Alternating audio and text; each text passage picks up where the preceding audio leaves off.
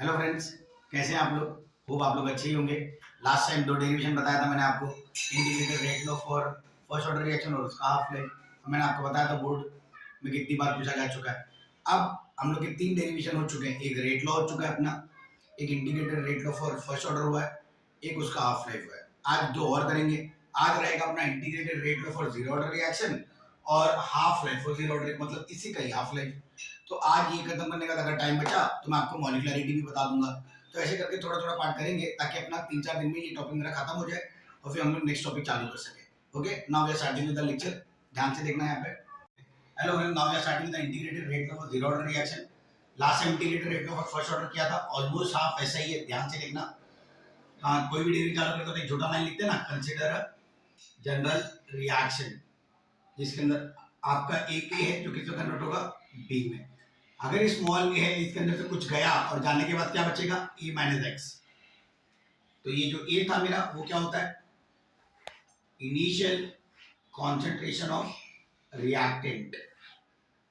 Reaction में तो reactant है, और ये ए माइनस एक्स जो फाइनल लास्ट में बचेगा उसको क्या बोलते हैं, फाइनल कॉन्सेंट्रेशन ऑफ रिएक्टेंट। ठीक है, अब चालू करते हैं अकॉर्डिंग टू किसके हिसाब से, अकॉर्डिंग टू रेट लॉ के हिसाब से। क्या बोलता है rate law, rate of reaction is directly proportional to concentration of reactant with appropriate power। और आपको पता है जब कुछ नहीं दिया तो पावर कितना होता है, 1 होता है। तो therefore rate of reaction is equal to Ka। इतना तो आपने किया ही था लास्ट टाइम। K क्या होता है, K होता है रेट कांस्टेंट। ठीक है, तो अब ये रेट ऑफ रिएक्शन का डिफाइन है, decrease in concentration of reactant with respect to time. Decrease हुआ इसलिए मैंने माइनस साइन लगाई है यहाँ पे, इज इक्वल टू के ए। समझा आपको इतना, ये लास्ट टाइम भी इतना ही था। तो अब आपको पता है अकॉर्डिंग टू किसके हिसाब से, अकॉर्डिंग टू जीरो ऑर्डर। आपको पता था जीरो ऑर्डर क्या बोल रहा था, क्या बोलता था जीरो ऑर्डर, डिफाइन कराया मैंने आपके लेक्चर में, आप देख सकते हैं। It is independent and does not depend on concentration of reactant. मतलब रिएक्टेंट के कॉन्सेंट्रेशन पर डिपेंड नहीं करता। तो ये कैंसिल हो जाता है। अब क्या होगा, ये dt इधर चला जाएगा तो क्या बचेगा, minus dA is equal to k dt। समझा आपको इतना, ये क्यू ए चला गया अकॉर्डिंग टू जीरो ऑर्डर। ठीक है, अब इस टर्म को मेरे को क्या करना है, on integrating above equation with respect to initial and final limit, with respect to initial and final limit। अब ध्यान से देखना, इंटीग्रेट करना मतलब a0 to at dA is equal to k बाहर 0 to t dt। इतना लास्ट टाइम भी किया था, अभी किसी लॉ के फॉर्म में तो है नहीं, तो डायरेक्टली वैसे कर देता हूँ, a0 to at is equal to k t 0 to t। हो गया आपको। अभी मैंने इसको इंटीग्रेट कर दिया, यहाँ पे मैंने अपर लिमिट और लोअर लिमिट लिखा। इसका मतलब क्या, upper limit minus lower limit, bracket sign बाहर,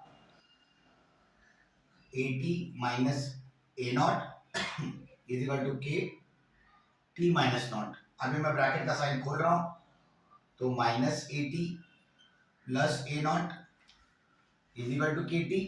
अभी साइन हटाने के लिए क्या, पलटी मार दूं, पलटी मारने के बाद ध्यान देना मेरा k क्या होगा, t नीचे शिफ्ट कर दिया, a0 minus at upon t। ये आपका जीरो ऑर्डर का रिएक्शन इंटीग्रेटेड। ध्यान से देखना, ये डेरिवेशन बहुत इंपॉर्टेंट है आपके लिए।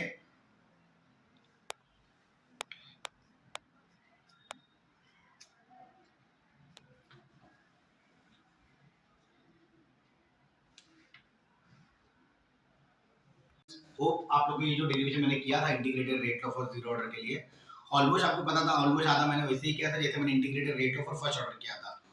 आधा पार्ट वो एकदम ऑलमोस्ट सेम था, खाली यहाँ पे डिफरेंस आया। क्यों डिफरेंस आया, क्योंकि आपको पता है जीरो ऑर्डर क्या बोलता है, क्या बोलता था, it is independent and does not depend on concentration of reactant. किसी भी कॉन्सेंट्रेशन ऑफ रिएक्टेंट को डिपेंड नहीं करेगा, जिसकी वजह से मैंने इसको कैंसिल कर दिया। तब इसके के पास कुछ भी नहीं था, इसलिए dt यहाँ पे गया और उसके हिसाब से मैंने डेरिवेशन डिराइव कर दिया। तो ये डेरिवेशन था integrated rate of zero order का। लास्ट 2 साल पहले ये बोर्ड पेपर में पूछा है 3 मार्क के लिए। अब आता है इसका हाफ लाइफ। ध्यान देना, इसी का ही हाफ लाइफ मैं इसी के डेरिवेशन से निकाल लूंगा। ध्यान से देखना, अब हाफ लाइफ का मेरे को मतलब नहीं बताना है क्योंकि ये सब आपको मैंने बता दिया लास्ट लेक्चर में। तो मैं डायरेक्टली चालू करता हूँ, according to integrated rate law for zero order reaction. तो जीरो ऑर्डर रिएक्शन के हिसाब से क्या था formula, K is equal to A naught minus A T upon T, यही फॉर्मूला है।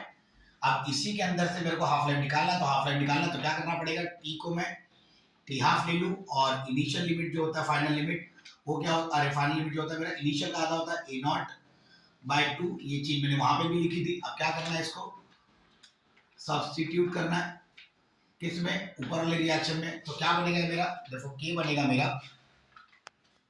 ध्यान से देखना, A naught minus A T की जगह पे क्या लिखूं, A naught by 2 upon T half, बराबर है। ध्यान से देखना कैसे कर सकते हैं आप लोग, क्योंकि यहाँ पे लोग कंफ्यूज हो गए कैसे करना है इसको। अब इसके डिनोमिनेटर में कुछ भी नहीं तो अपने को पता 1 है और इसका डिनोमिनेटर 2 है, तो क्या होगा यहाँ पे, अगर अलग अलग है तो क्रॉस मल्टीप्लीकेशन होगा, तो क्या बनेगा 2 to A naught minus A naught upon 2 divide by T half, बराबर, इतना समझा आपको। अब नेक्स्ट स्टेप में क्या होगा, ये 2 है ना वो नीचे चला जाएगा और 2 ए नॉट में से अगर एक ए नॉट माइनस करेंगे तो कितना बचेगा, एक ए नॉट।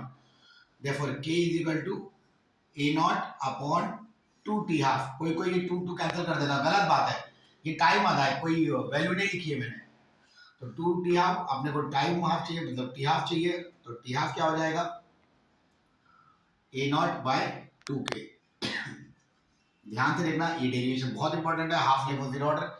और ये जो न्यूमेरिकल मैंने बनाया इसको न्यूमेरिकल के लिए, अरे ये जो फॉर्मूला मैंने बनाया न्यूमेरिकल के लिए बहुत जरूरत है मेरे को इसका, प्लीज ध्यान से देखना।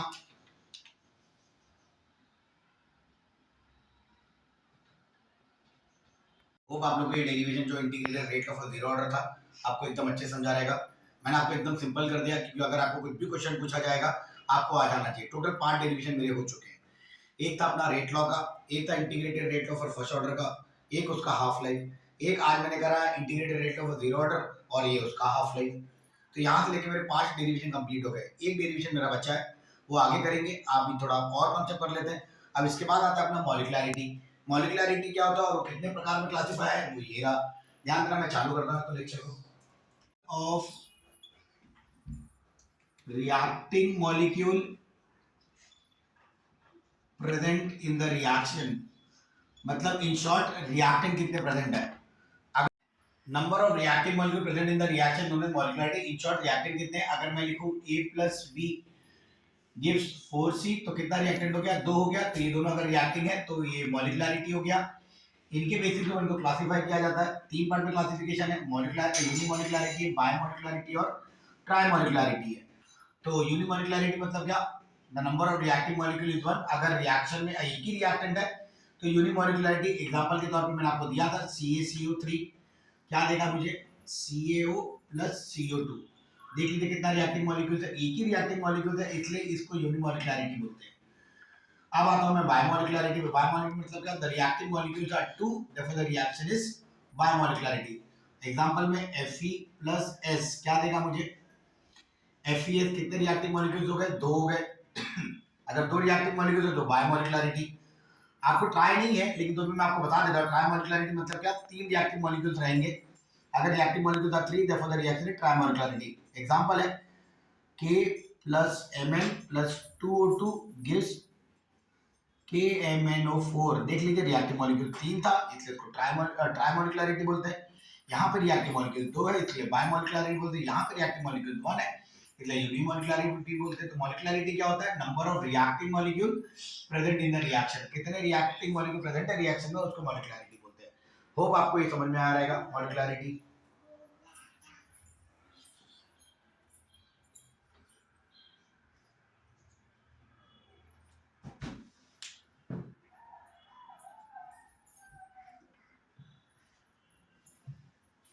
होप आज जो भी मैंने आपको पढ़ाया एकदम सिंपल रहा होगा आपके लिए। आप एक बार जाके टेक्स्ट बुक देखना, आपको खुद पता चल जाएगा कि सर ने कितना सिंपल पढ़ाया।